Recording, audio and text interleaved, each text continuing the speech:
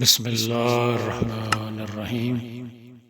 حدیث نبوی صلی اللہ علیہ وآلہ وسلم حضرت مقدام بن معدی کرب کندی رضی اللہ تعالی عنہ سے روایت ہے، رسول اللہ صلی اللہ علیہ وآلہ وسلم نے فرمایا، آدمی اپنے تخت پر ٹیک لگائے بیٹھا ہوگا، اسے میری کوئی حدیث سنائی جائے گی تو کہے گا، ہمارے اور تمہارے درمیان فیصلہ کرنے والی اللہ عز و جل کی کتاب ہے، ہمیں اس میں جو چیز حلال ملے گی اسے حلال مانیں گے، اور جو چیز اس میں حرام پائیں گے ہم اسے حرام قرار دیں گے۔